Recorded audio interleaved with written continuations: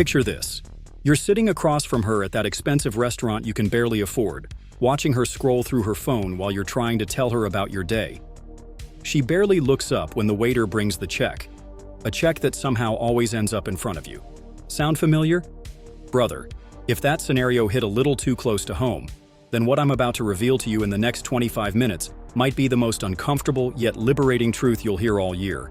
Because today we're diving deep into the dark psychology of female manipulation, and I'm going to show you exactly how to spot the 9 unmistakable signs that she's not building a future with you. She's building her lifestyle on your back. Before we go any further, let me ask you something that might sting a little. When was the last time she genuinely celebrated one of your victories without immediately making it about herself or what you could do for her? Can't remember? That's not a coincidence, and it's definitely not love. What you're experiencing is something that pickup artists and relationship experts have been documenting for decades. The calculated exploitation of a man's natural desire to provide and protect. And here's the brutal truth that most men never want to face. Genuine love and strategic manipulation can look identical in the early stages, but the outcomes are devastatingly different. Robert Greene, in his masterpiece The Art of Seduction, talks about how master manipulators create an illusion of reciprocity while extracting maximum value from their targets. He writes about how the most dangerous seducers make their victims feel like they're the ones being pursued, when in reality, they're the ones being harvested. And gentlemen, if you've been wondering why that woman who seemed so perfect in the beginning now feels like an expensive habit you can't break, you're about to understand exactly how this psychological game works, and more importantly, how to win it. The first sign that she's using you is something I call the convenience calculator. This woman has an uncanny ability to reach out to you precisely when she needs something, and her emotional availability directly correlates with your utility to her at any given moment. Think about your recent interactions with her. Does she text you when her car breaks down, when she needs help moving, when she's having problems with her landlord, or when she needs someone to accompany her to that wedding where she doesn't want to show up alone? But when you reach out just to talk, just to connect, just to share something that happened in your day, how responsive is she? The utilitarian woman operates on what psychologists call intermittent reinforcement. She gives you just enough attention and affection to keep you hooked, but only as payment for services rendered. Neil Strauss in The Game discusses how pickup artists use this same intermittent reinforcement to keep women interested. But here's the twisted irony. Many women have naturally mastered this technique without ever reading a pickup manual. She's not playing hard to get, she's playing the efficiency game. Every interaction with you is measured against what she can extract from it. When she suddenly becomes warm and affectionate, pay attention to what happened right before that shift. Did you just solve a problem for her? Did you just agree to something that benefits her? Did money change hands? The woman who loves you celebrates your presence for its own sake. The woman who's using you celebrates your presence for what it can do for her. The second sign is what I call the social media paradox. This is where her online behavior tells a completely different story from her private behavior with you. She posts constantly about wanting a real man, about being tired of games, about deserving someone who appreciates her worth. She shares quotes about love and loyalty and finding someone who sees her value. But here's the psychological trap. She's not posting this content for you. She's posting it to attract her next option while keeping you emotionally invested in being that real man she's supposedly looking for. Meanwhile, in private, she treats you like her personal assistant with benefits. She'll share intimate details about her life, create an illusion of emotional closeness. But notice how that intimacy never translates into her publicly acknowledging your importance in her life. You're not in her Instagram stories unless you're taking her somewhere expensive or doing something that makes her look good. You're not mentioned in her posts about gratitude unless it's a generic, thankful for amazing friends type of message where you're lumped in with everyone else. The woman who's building a future with you wants the world to know you're special to her. The woman who's using you wants to keep her options open while extracting maximum value from you. Social proof theory, developed by psychologist Robert Cialdini in Influence, explains why this behavior is so psychologically damaging to men. We're wired to seek validation through social recognition, and when a woman withholds that recognition while demanding our investment, it creates a psychological dependency. We start working harder for scraps of acknowledgement that never come. She knows this, whether consciously or unconsciously. and she uses it to keep you locked in a cycle of providing without receiving. The third sign is the future faker. This woman is a master of painting beautiful pictures of your potential future together, while consistently failing to build that future in the present. She talks about trips you'll take together, but somehow never has her schedule available when you try to book them.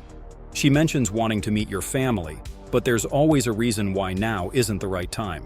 She discusses moving in together, but her lease isn't up, or she needs to save money, or she wants to wait until after this work project or that family situation, or some other conveniently timed obstacle.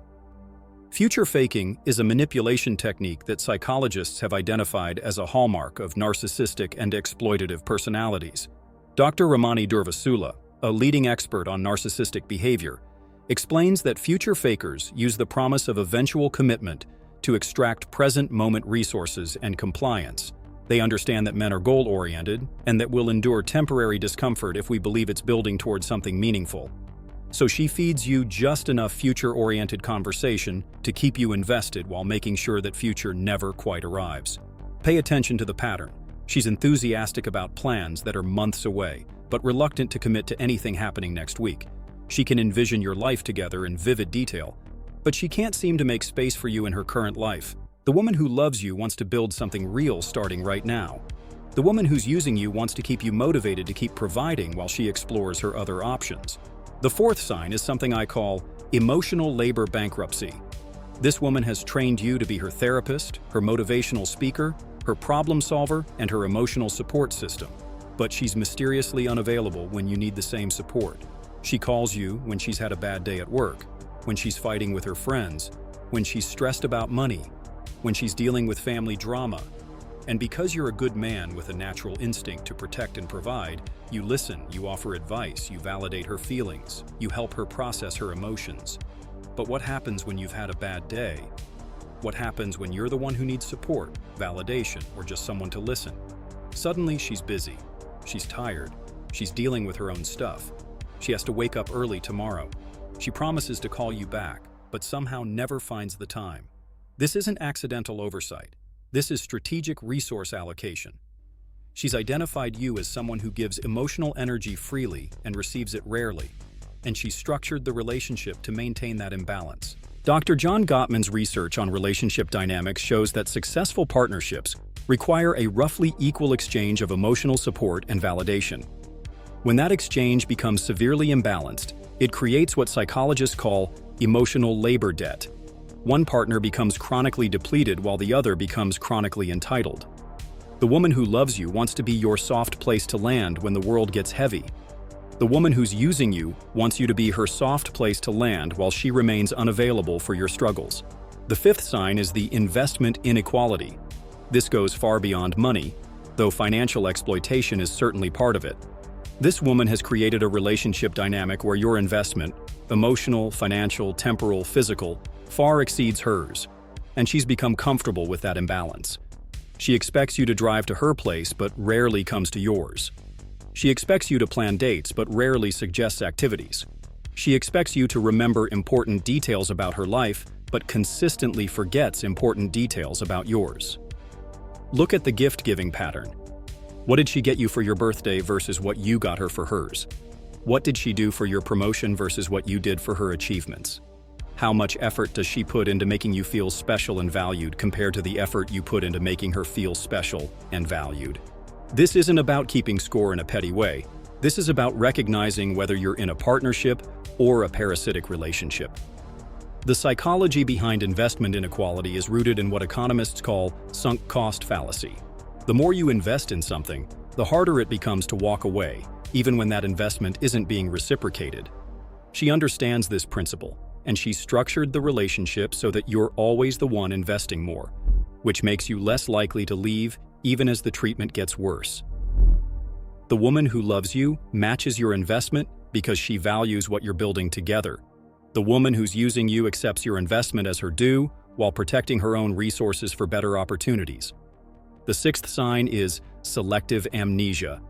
This woman has an incredibly convenient memory when it comes to your contributions and an incredibly detailed memory when it comes to your shortcomings. She forgets the expensive dinner you bought her last week, but remembers every time you've been 5 minutes late. She forgets how you helped her through her crisis but remembers every argument you've ever had. She forgets your birthday but remembers exactly how much you spent on her friend's gift and why it wasn't enough. This selective memory isn't accidental. It's a psychological technique designed to keep you in a constant state of proving yourself. By minimizing your positive contributions and amplifying your negative ones, she creates a reality where you're always falling short, always needing to make up for something, always working to get back into her good graces. This keeps you focused on earning her approval, rather than evaluating whether she deserves your continued investment. Gavin de Becker, in his book, The Gift of Fear, talks about how manipulators use this technique to maintain control over their victims. They rewrite history to serve their current needs, and they train their victims to accept this revisionist narrative. When you start questioning her version of events, you're beginning to break free from the psychological trap she's constructed. The woman who loves you celebrates your contributions and works with you to address legitimate concerns. The woman who's using you minimizes your contributions and maximizes your obligations. The seventh sign is what I call the isolation strategy. This woman has slowly but systematically reduced your connections to other important people in your life. She doesn't directly forbid you from seeing your friends or family, but she creates friction around those relationships. She has a headache when you're supposed to hang out with your buddies. She needs you to help her with something urgent when you've planned to visit your parents. She picks fights right before social events that are important to you, ensuring that even if you go, you're not present or enjoyable to be around. This isolation serves multiple purposes. First, it reduces the likelihood that other people will point out how poorly she treats you. Your friends and family members who care about you are natural threats to her manipulation because they can provide outside perspective on your relationship. Second, it makes you more dependent on her for social and emotional fulfillment, which increases your tolerance for poor treatment. Third, it reduces your sense of alternative options. When you're isolated from other relationships, it feels like she's your only source of connection and intimacy. Dr. Patricia Evans, author of The Verbally Abusive Relationship, identifies isolation as one of the key tactics used by emotional manipulators. They understand that their victims are less likely to recognize abuse and more likely to accept poor treatment when they're cut off from supportive relationships. The woman who loves you encourages your other relationships because she knows they make you a happier, more fulfilled person. The woman who's using you discourages your other relationships because they threaten her control over you. The eighth sign is conditional affection. This woman's warmth, kindness, and affection toward you are directly tied to your compliance with her needs and wants. When you do what she wants, when you give her what she needs, when you behave in ways that serve her interests, she's loving, affectionate, and available. But the moment you assert a boundary, express a need of your own, or fail to meet one of her expectations, the temperature drops dramatically. This isn't the natural ebb and flow of human emotion. This is strategic emotional manipulation. She's trained you to associate her love and approval with your servitude, and she's trained you to fear the withdrawal of that love when you don't serve her interests. This creates what psychologists call trauma bonding. You become addicted to the relief of getting her approval back after experiencing the anxiety of having it withdrawn. B.F. Skinner's research on operant conditioning explains exactly why this technique is so effective at controlling behavior. When rewards are unpredictable and tied to specific behaviors, those behaviors become compulsive. You find yourself constantly monitoring her mood, constantly adjusting your behavior to maintain her approval, constantly walking on eggshells to avoid triggering her withdrawal. The woman who loves you offers consistent affection because she genuinely enjoys your company. The woman who's using you offers conditional affection because she's training you to prioritize her needs above your own. The ninth and final sign is what I call the upgrade shopping. This woman treats you like a placeholder while she actively searches for someone who can offer her more. She keeps her dating apps active but hidden. She maintains friendships with ex-boyfriends and other men who are clearly interested in her. She's always mentioning some guy from work who's really successful, or some guy she met who's really interesting. She compares you unfavorably to other men, either directly or through subtle implications. Here's the most insidious part. She's not even hiding this behavior particularly well because she doesn't need to. She's correctly assessed that you're too invested to leave even when you can see what she's doing. She's calculated that your fear of losing her is stronger than your self-respect, and she's acting accordingly. This isn't about her keeping her options open. This is about her actively shopping for your replacement while extracting maximum value from you during the transition period. The psychology behind upgrade shopping is rooted in what researchers call hypergamy, the tendency to seek partners who offer higher status, resources, or genetic quality. While this tendency exists in everyone to some degree, the woman who's using you has turned it into an active strategy rather than a natural preference. She's not committed to building something with you because she doesn't see you as her final destination. She sees you as a stepping stone to something better. Robert Glover, in No More Mr. Nice Guy, discusses how men often ignore these obvious signs because acknowledging them would mean admitting that they've been played. We prefer to believe that she's confused, or scared of commitment, or working through her own issues, rather than accepting that she's been strategically extracting value from us while planning her exit. The woman who loves you sees you as her destination.